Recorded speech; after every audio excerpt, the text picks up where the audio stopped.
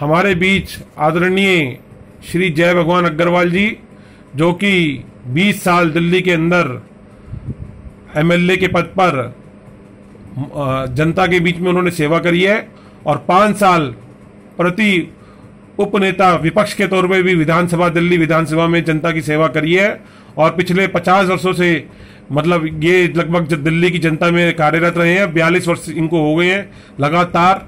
और मैं आपको साथ ही इनके बारे में ये भी बताना चाहूंगा कि भारतीय जनता पार्टी के और आदरणीय मोदी जी के ये सिपाही के तौर पे काम करते हैं, साधारण कार्यकर्ता के रूप में।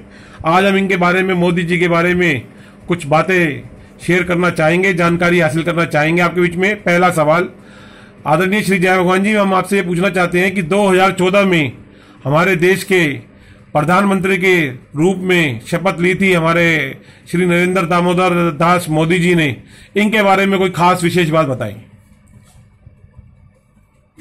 दुनिया में भारतवर्ष का एक ही महान सपूत ऐसा हुआ है जिसने पार्लियामेंट को लोकतंत्र का मंदिर माना है।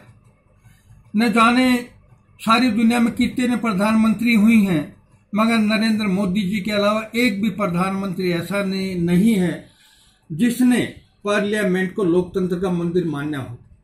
पहली दफा जब पार्लियामेंट में प्रवेश किया तो नरेंद्र मोदी जी ने मत्था टेक कर प्रवेश किया था और उसके बाद अपने कार्यकाल में प्रमाणित कर दिया है अब वो मेरे लिए लोकतंत्र का मंदिर है और मैं भारतवर्ष के 130 करोड़ नागरिकों का एक प्रधानमंत्री नहीं, प्रधान सेवक हूं और एक पुजारी के रूप में लोगों की सेवा करते रहूंगा।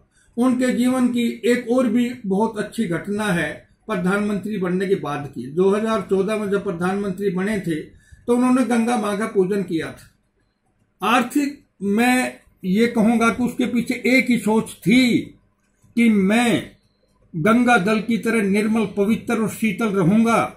जिस गंगा नदी में हजारों गंदे नाले आकर पड़ते हैं, मगर गंगा जल ने अपनी पवित्रता नहीं त्यागी है, क्योंकि निरंतर प्रवाहित रहने वाली नदी का जल है। मेरा जीवन भी निरंतर प्रवाहित रहेगा।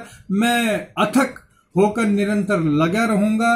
अगर 20 रुपए की पानी की बोतल लोगे तो उसके ऊपर एक्सपायरी लिखी है, मगर गंगा जल की कोई एक्सपायरी नहीं है, क्योंकि निरंतर प्रवाहित रहता है। इसलिए मेरा जीवन भी, जब तक मेरा जीवन है, जब तक मेरा जीवन निरंतर प्रवाहित रहेगा गंगा जल की तरह। और मैं राजनीति से ऊपर उठकर सबको साथ लेकर चलने में विश्वास करता हूं। अब कोरोना महामारी काल के समय में भी मैंने भारतवर्ष के जितने राज्य हैं सबके मुख्यमंत्रियों से संपर्क कर उनकी समस्याओं की जानकारी, उनसे सलाह मशवरा किया है। अगर लॉकडाउन बढ़ाने के लिए क्या करना है और अगर लॉकडाउन बढ़ता है तो किस किस काम की छूट मिलनी चाहिए ताकि कोरोना जैसी महामारी से हम बच सकें, मगर अपनी आर्थिक स्थिति को सुधारने में ज्यादा वक्त ना लगे, उसको भी साथ साथ संभालने में सरकार भी मदद करेगी।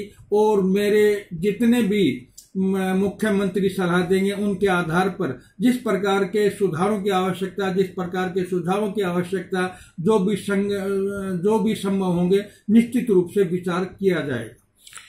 मैं जय भगवान जी आपसे ये भी बात जानकारी हासिल करना चाहूंगा कि जैसे आपने बताया कि नरेंद्र मोदी जी का परिवार 130 करोड़ भारतीय हैं जो भारत में रहते हैं। भारत से बाहर रहने वाले जो भारतीय हैं उनके बारे में मोदी जी की क्या सोच है और उनका क्या विजन है, मैं ये आपसे जानना चाहूंगा। देखो, जब भी विदेशों में मोदी जी गए हैं तो विदेशों में रहने वाले भारतीयों ने, जो प्रवासी भारतीय हैं, उन्होंने ये प्रमाणित कर दिया जिस देश में रहते हैं उस देश को मजबूत करने में, वहां की अर्थव्यवस्था, आर्थिक व्यवस्था को सुधारने में उनका बहुत बड़ा योगदान रहा है। पहला दौरा 2014 में जब प्रधानमंत्री बने थे तो नरेंद्र मोदी जी ने अमेरिका का किया था। अमेरिका ने प्रधानमंत्री बनने से पहले वीजा देने पर बैन लगा रखा था, मगर जितना भव्य स्वागत भारतीयों के द्वारा अमेरिका में हुआ है, आज तक किसी प्रधानमंत्री का किसी भी देश में नहीं हुआ है। और अमेरिका में प्रवासी भारतीयों ने प्रमाणित कर दिया था कि अमेरिका की आप ताकत है, उसमें भारतवासियों का बहुत बड़ा योगदान है। अपने आप में इससे बड़ी उपलब्धि और इससे बड़ा गौरव का और गर्व का विषय भारतवर्ष के लिए दूसरा नहीं हो सकता। न जाने कितने प्रधानमंत्री पहले भी गए होंगे। अगर इस प्रकार का रेड कारपेट से किसी का स्वागत नहीं हुआ जैसा स्वागत माननीय नरेंद्र मोदी जी का हुआ है, क्योंकि उन्होंने सारी दुनिया का अगर विश्वास जीतने का काम किया है तो भारतवर्ष के एक ही मान सपूत नरेंद्र मोदी ऐसे हैं।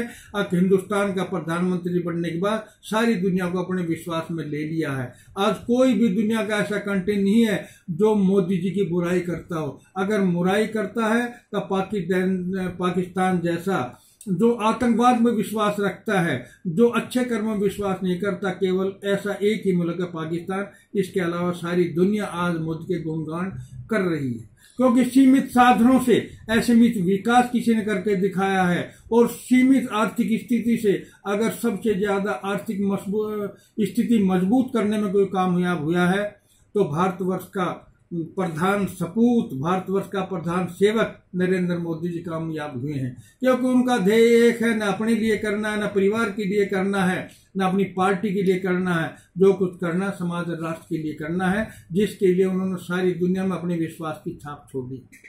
आपका बहुत बहुत धन्यवाद। आज अपने भारत में रहने वाले भारतीयों के बारे में और विदेश में रहने वाले जो भारतीय हैं उनके बारे में बताया और उनके उत्साहवर्धन के लिए वीडियो के लिए इसका बहुत बहुत धन्यवाद। जय हिंद, जय भारत।